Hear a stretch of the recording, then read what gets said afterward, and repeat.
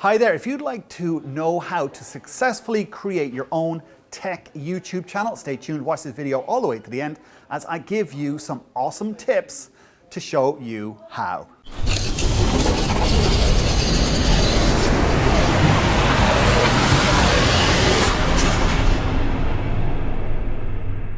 Hi there, David Walsh here once again from davidwalshonline.com, your home for video marketing online. In this video, we're going to go through 5 tips for you to create a successful tech channel. Now, this is one part of a 2-part series where we're going to help you create a better tech channel on YouTube. Now, I have a very special guest today. It is Gabriel Barandagai, who has a very successful YouTube channel. It's Gabac Tech, which has over 100,000 subscribers, and it is in Spanish. And he has a brand new YouTube channel as well in English called Gabac USA. So that's youtube.com/Gabac Tech and youtube.com/Gabac USA if you want the English version. Gabriel from Gabac USA YouTube channel, welcome to today's video. Thank you. How are you? I'm very good. So let's jump straight in here. So what's the first tip that you would have for people to build a successful tech channel on YouTube? My first tip will be to have a nice gear, of course. And if you can have it like a green screen, switch cameras and everything, that will be great. It's very important that you can switch between your face and the object that you are working. So in this case, I'm working with this ATM production 4K video switcher, and it works great. So you can do everything like almost live, but that way you can have everything on one computer in one file, and then you can tweak it a little bit later if you want to. Perfect. So in other words, you're using your switcher to basically live edit. So you're going to save yourself a lot of time when you come to edit your video on the end. Yeah, that is right. Yeah, that is my workflow that works very good, and there is another YouTuber that does the same thing. And so what switcher would you recommend for people if they don't have one already? If they don't have one already, what I recommend is Blackmagic. It works great. Is about $1,500. Also, there are another cheaper brand, but if you want to use 4K, I recommend you. This is the only one in 4K. The other ones are just 1080p. But if you need to record with a lot of detail, maybe the motherboard or whatever else you're recording, you will have that feature with this option. Perfect, perfect. Okay, so what would your next tip be? My next tip will be, of course, to have a great camera. So if you can have at least 2 cameras, that would be great. If you can have more than 2, that will be nice. In this case, I have a Sony. It's a PXWX70. So it's very good. It has SDI output, it has HDMI output, and that is great. So that way you can connect everything on this switcher. Otherwise, you're not going to be able. Or if you have a HDMI camera and you don't care about the 4K, but you're thinking, well, maybe in the future, yes, I will care about that. You can buy an adapter, so from HDMI to SDI, and that way you can do it. Perfect, perfect. So it's definitely a good idea to have at least 2 cameras, because then you can either switch between different angles on yourself, or if you're doing an unboxing and stuff, you've got one on yourself and then one on your hands doing the unboxing.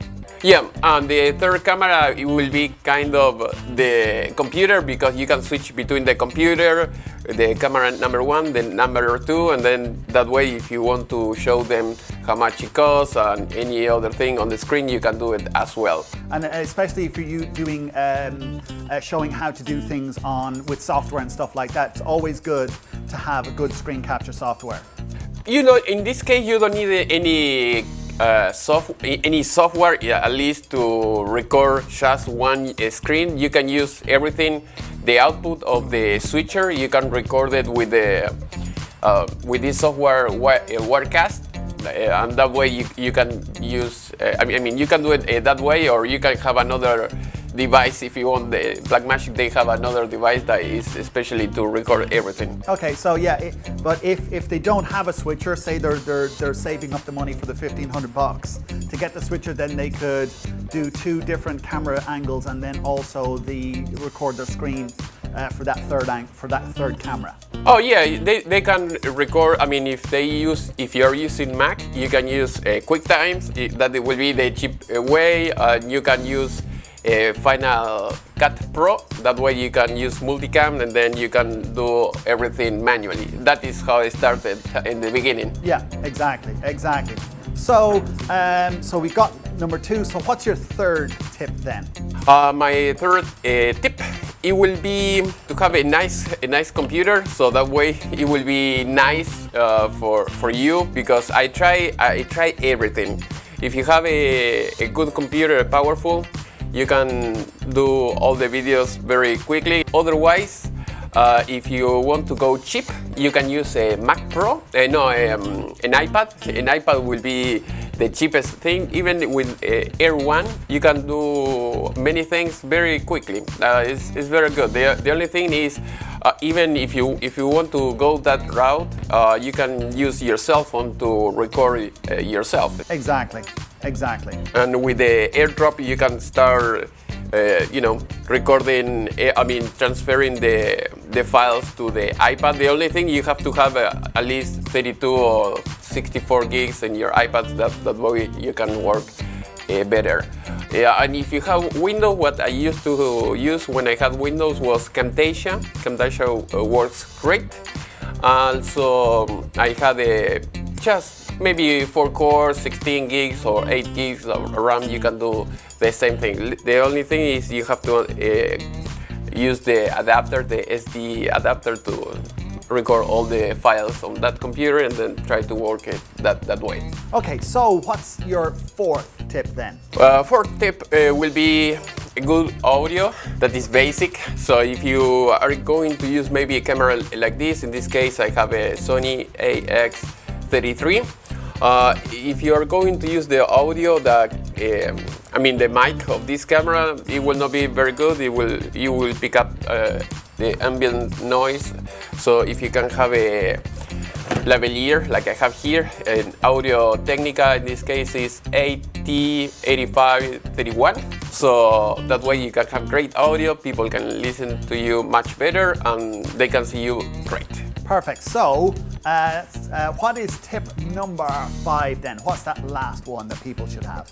They should use some kind of script. That way you know in advance, and people know in advance what they are going to see. Otherwise, they don't know if they are going to stay the whole video or not. So if you can say, okay, I'm going to talk about this, and this, and then in the beginning they will know that, and then after you start the video, you can start developing each subject. So that way you can go and do all your show like I do usually in my videos. Perfect, and that's a great tip. Especially letting people know what the topic of the video is, and also for yourself, if you have that list of videos, you know what you're going to do, and you can be very efficient in that respect, in that you can actually create 3, 4, 5 or even 6 videos in one sitting because you know exactly what you're going to do. Yep, that is right. Yeah, also if you can have a whiteboard, I use the whiteboard many times, so instead of reading the screen, and that might be a kind of distracting, so you can see the whiteboard. I don't have now because I'm using a green screen, but when I'm using my other videos, if you visit my channel Gabac USA, you will see all the big whiteboard that I have, and then I switch between the other cameras if I have to show how to build a computer or fix it or whatever else. And that's a perfect bonus tip there, that and very inexpensive as well, is that you get a whiteboard, you can start just drawing things out for people on camera, so you can show them what to do, so you don't have to rely on your computer or software and stuff like that. You can just go old school and just draw things out. Yeah, it's very cheap. Maybe with $250 you can buy a huge one, or if you want in Amazon you can find one for $50 or something like that. Exactly. So, well, I want to thank you very much for that. This is one part of a two-part series on how to create a successful tech channel. So you can get the second part of this series in the description below or at the end of this video. So I want to thank Gabriel for his 5 plus 1 bonus extra tip for creating a successful tech channel. If you have any questions about this or anything to do with YouTube, make sure to stick them in the old comments area below, and I'll do the best I can to help you get that question answered. Make sure to like, share, and favorite this video, and if you're not already a subscriber, make sure to click the subscribe button somewhere on this video or down below it. Make sure also to watch the second part of this video. It is in the description below or just underneath here. Click through and watch that now. Thank you for watching this video all the way to the end. Once again, my name is David Walsh, and I look forward to seeing you on another video very soon. Bye for now.